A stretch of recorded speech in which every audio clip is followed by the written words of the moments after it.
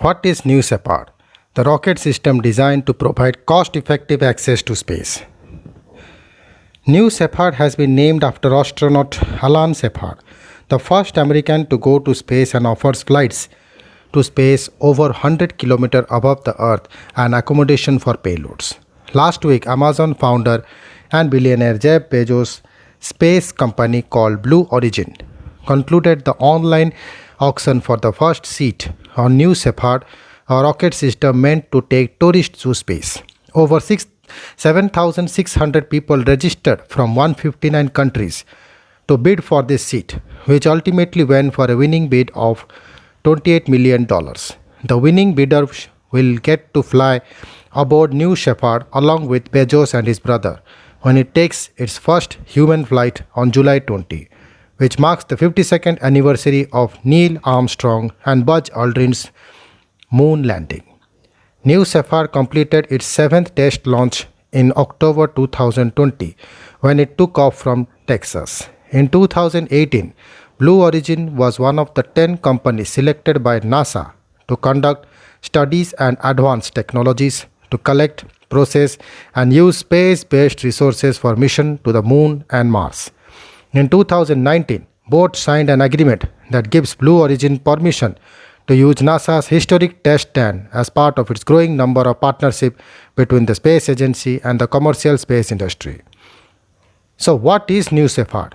New Shepard has been named after astronaut Alan Shepard, the first American to go to space, and offers flights to space over 100 kilometers above the Earth and accommodation for payloads. Essentially, it is a rocket system that has been designed to take astronauts and research payloads past the Kármán line, the internationally recognized boundary of space.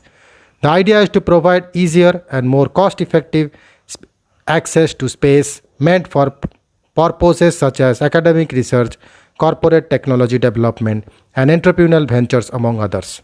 Apart from its academic and research-oriented goal, New Shepard will also allow space tourists to experience microgravity by taking them 100 kilometers above the Earth.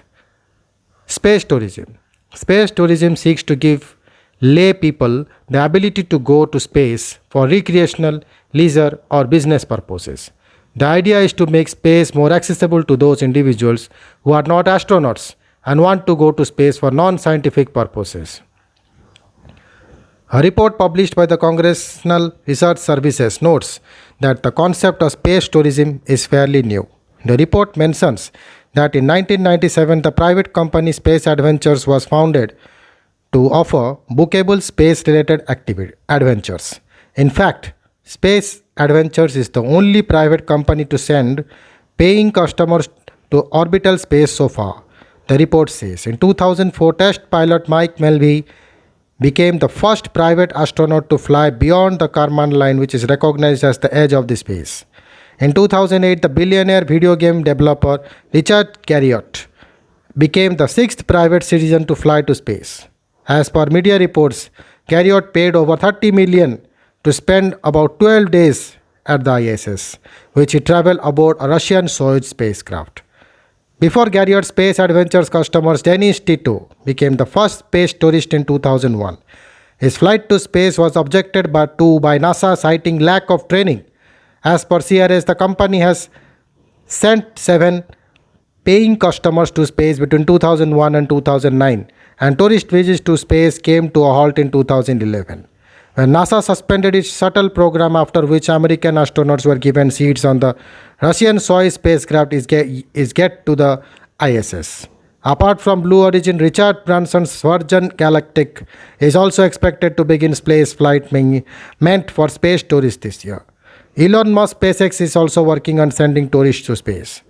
How does this work? The rocket system consists of 2 parts, the cabin or capsule and the rocket or booster. The cabin can accommodate experiments from small mini payloads up to 100 kg. As per Blue Origin, the mini payloads provide easier space access to students who are part of educational institutions that are developing their own space programs for less the price of a new football uniform. Further, the cabin is designed for 6 people and sits atop a 60 feet tall rocket and separates from it before crossing the Kármán line, after which both the vehicles fall back to the Earth. All the 6 seats in the capsule are meant for passengers, each of whom get their own window seat. The capsule is fully autonomous and does not require a pilot. The system is fully reusable. Vertical takeoff and vertical landing space vehicles that accelerates are about 2.5 minutes before the engine cuts off. After separating from the booster, the capsule free falls in space while the booster performs an autonomously controlled vertical landing back to the Earth.